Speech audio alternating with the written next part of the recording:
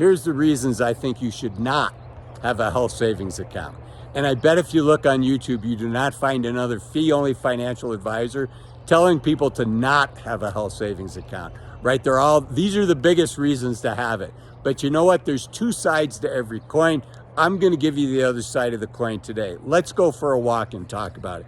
So very quickly, just to review, health savings account, HSAs, in many ways, it is the trifecta in theory of the perfect retirement account. You get to put money in you get to contribute money in pre-tax dollars. Your money grows tax deferred.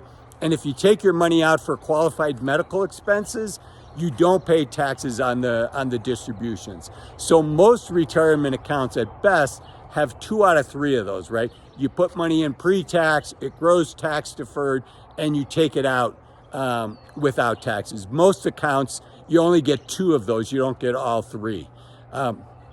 So that's why so many financial advisors are saying, oh, health savings accounts are a great thing. And they are a great thing for some people.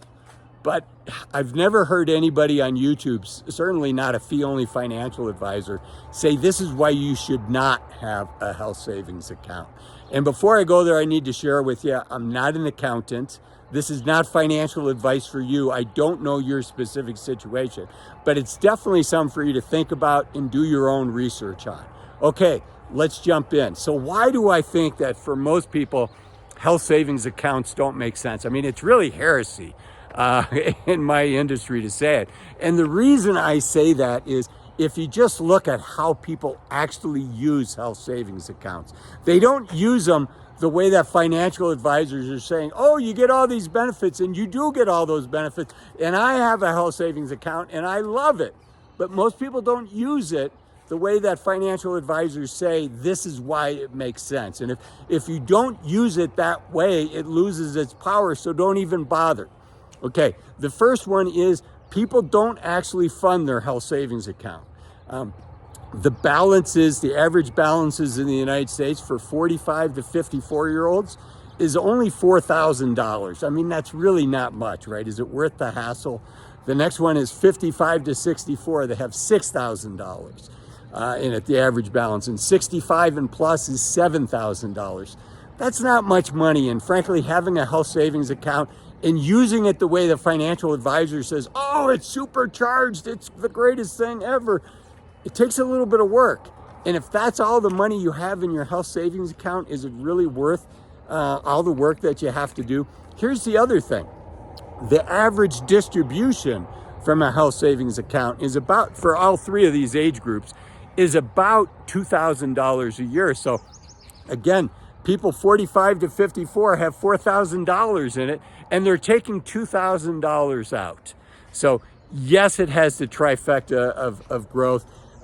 But here's the thing. In order to get your money out tax-free, you have to save your receipts. And you have to ask yourself, are you the type of person that's really going to save your receipts from qualified medical expenses? It's not enough to just save your credit card statement and say, oh, I spent $20 at, this local pharmacy, and, that was for prescription medication. No. The IRS wants to actually see the receipt. So you actually have to scan it in, take a picture of it, and save that. Now, some health savings account providers will do that service for you, right? You scan in the photo, send it in, and they'll track it for you. And that's a great service. But the problem is it locks you into that service. And some of these service providers are very expensive. So I would say even if they're not expensive now, they might get expensive later. And if all your receipts are with that provider, now you're locked in, right? So to prevent that from happening, what you really need to do is have a Dropbox or a Google Drive. I am not sponsored by Google. I wish I was, but one of these cloud services. Hopefully that is going to last forever, right? We used to store these things on our hard drives. I'm old enough, I've been around since before there was not the cloud up there, but the cloud for storing your files. And if your hard drive went down, well, there went all your receipts too, right? So, I would say you want to store your receipts in the cloud, and you want to label them in such a way that makes sense, right? So you probably want to have two folders. You know, these are receipts that I've already gotten distributions from, and there's another folder where you have not submitted these for distributions. And nobody's going to ask you to give them a receipt. It's just if the IRS audits you, they're going to ask to see these types of things, or likely. You know, I'm not an IRS agent. If I haven't said it yet, I'm not an accountant. I don't know your situation, so do talk to an accountant or a fee-only financial advisor for your situation. But you have to store these receipts yourself. I would say you want to and again, I have a health savings account, so I do all these things. But you know, there's a reason I got into financial advising. I like doing these kind of things. Most people are not doing this. You need to save the receipt and label it. You know, in my case, okay, $100. I got a prescription. I'm just making something up.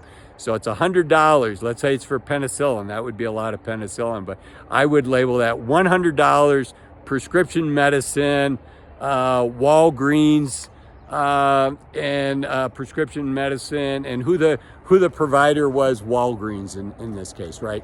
So, and then I want to save that. And the reason I start the file name with the dollar amount is if there's ever a time that I or my wife or somebody else wants to take money out, they can say, okay, I want to take $1,000 out. Well, let me just look in this folder, and here's $1,000 worth of receipts. So I'm now going to move it from the folder that was not, that had not been used for distributions yet, and put it in another folder so I know it's already been used, right? So that's a fair amount of moving parts.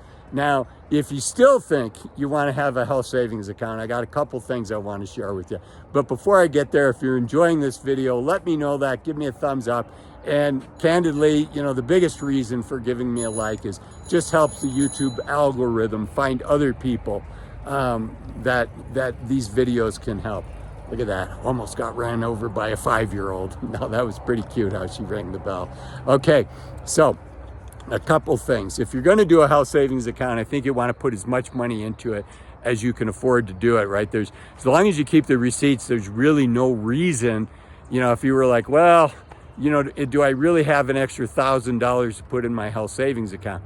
You know, if you think you might need to access that, know that you can take money out as long as you have receipts for qualified medical expenses since you've had a health savings account. So, you know, if you're going to do it, do it. The limit, again, you have to have a high deductible health care plan. And then the limits that you can put into it as an individual is $3,850 for an individual and $7,750. But there's $1,000 a year catch up if you're over 55. Now, here's what a lot of people don't do is maybe one of the spouses is working and has an HSA account, but the other one doesn't. Well, like in my case, if I have a health savings account in my name, yes, I can do that $1,000 catch up, but you know what?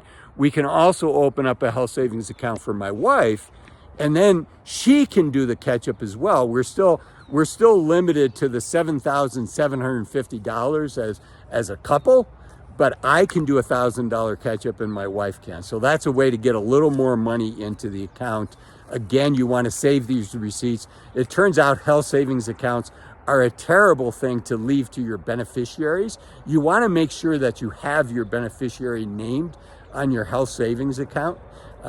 But the reason that they're not the most tax efficient tool to leave to your beneficiaries, to leave to your heirs, is the government says treats all the unused money in that health savings account and distributes it immediately. There's no such thing as an inherited health savings account, with the exception of your spouse.